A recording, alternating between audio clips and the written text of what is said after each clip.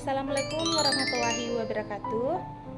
Perkenalkan, nama saya Farida, NPM 2020-01044, Program Studi Manajemen dari Universitas Muhammadiyah Mamuju.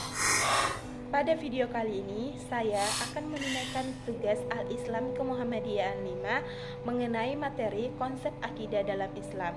Dalam konsep akidah dalam Islam ada 4 pembahasannya. Yang pertama, pengertian akidah. Yang kedua, ruang lingkup pembahasan akidah. Yang ketiga, sumber dan fungsi akidah. Yang keempat, prinsip akidah Islam. Yang pertama, pengertian akidah. Akidah berasal dari kata akid yang berarti pengikatan. Akid berarti juga janji, ikatan kesepakatan antara dua orang yang mengadakan perjanjian. Akidah secara definisi adalah suatu keyakinan yang mengikat hati manusia dari segala keraguan. Akidah dalam istilah umum yaitu keimanan yang mantap dan hukum yang tegas, yang tidak dicampur keraguan-raguannya terhadap orang yang mengimaninya. Ini adalah akidah secara umum, tanpa memandang akidah tersebut benar atau salah. Akidah secara terminologi adalah suatu yang mengharuskan hati membenarkannya, membuat jiwa tenang, dan menjadi kepercayaan yang bersih dari kebimbingan dan keraguan.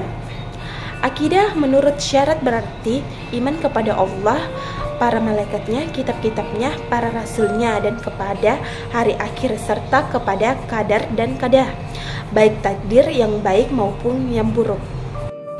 Dan sebagai dasar utama ajaran Islam bersumber pada Al-Quran dan Sunnah Rasul. Akidah Islam mengikat seorang muslim sehingga ia terikat dengan segala aturan hukum yang datang dari Islam. Oleh karena itu, menjadi seorang muslim berarti meyakini dan melaksanakan segala sesuatu yang diatur dalam ajaran Islam. Seluruh hidupnya didasarkan kepada ajaran Islam. Hal ini seperti yang tersebut dalam Al-Quran Al-Baqarah ayat 208. Yang kedua, ruang lingkup pembahasan akidah. Ruang lingkup pembahasan akidah itu ada 4. Yang pertama, ilahiyat, yaitu pembahasan tentang segala sesuatu yang berhubungan dengan Allah, seperti wujud Allah, sifat Allah, nama dan sifat Allah, dan sebagainya. Kedua, nubuat, yaitu pembahasan tentang segala sesuatu yang berhubungan dengan Nabi dan Rasul, pembicaraan mengenai kitab-kitab Allah yang dibawa para Rasul, mujizat Rasul, dan sebagainya. Ketiga, ruhaniyat, yaitu tentang segala sesuatu yang berhubungan dengan alam gaib, seperti jin, iblis, setan, roh, malaikat, dan sebagainya. Keempat, samiyat, yaitu pembahasan tentang segala sesuatu yang hanya bisa diketahui lewat sam'i, yakni dalil nakli berupa Al-Quran dan As-Sunnah seperti alam barzkah, akhirat, dan asap kubur, tanda-tanda kiamat, neraka disebut. Ketiga, ada sumber dan fungsi akidah. Sumber akidah. Sumber akidah Islam adalah Al-Quran dan As-Sunnah, artinya apa saja yang disampaikan oleh Allah dan Rasulnya wajib diimani dan diyakini atau diamalkan. Akal pikiran tidaklah jadi sumber akidah, tetapi hanya berfungsi memahami nas-nas yang terdapat dalam kedua sumber tersebut, dan akal tidak mampu juga menjangkau sesuatu yang tidak terikat dengan ruang dan waktu, tetapi akan hanya perlu membuktikan jujur, atau bisakah kejujuran si pembawa berita tersebut dibuktikan secara ilmiah oleh akal dan pikiran itu saja. Sedangkan akal pikiran bukanlah merupakan sumber akidah firman Allah, dan kami turunkan kepadamu Alkitab Al-Quran sebagai penjelasan atas segala sesuatu, petunjuk serta rahmat dan kabar gembira bagi orang-orang yang berserah diri.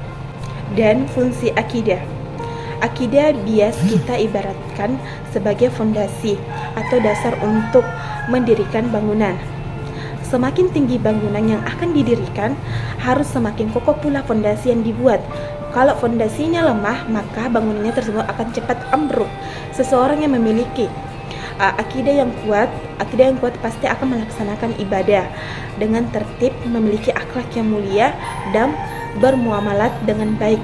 Ibadah seseorang tidak akan diterima oleh Allah kalau tidak dilandasi dengan akidah. Seseorang tidaklah dinamai berakhlak mulia bisa tidak memiliki akidah yang benar. Keempat, prinsip-prinsip akidah dalam Islam. Yang pertama, Pengakuan dan keyakinan bahwa Allah Subhanahu wa taala adalah Esa, beriman kepada Allah dan hanya menyembah kepada Allah dan tidak menyekutukan Allah. Yang kedua, pengakuan bahwa para nabi telah diangkat dengan sebenarnya oleh Allah Subhanahu wa taala untuk menuntut umatnya. Keyakinan bahwa para nabi adalah utusan Allah Subhanahu wa taala sangat penting sebab kepercayaan yang kuat bahwa nabi itu adalah utusan Allah mengandung konsekuensi bahwa setiap orang harus meyakini apa yang dibawa oleh para rasul utusan Allah tersebut berupa kitab suci. Keyakinan akan kebenaran kitab suci menjadikan orang memiliki pedoman dalam menjalani kehidupan di dunia ini. Ketiga, keyakinan bahwa Allah Subhanahu wa taala adalah Maha Adil.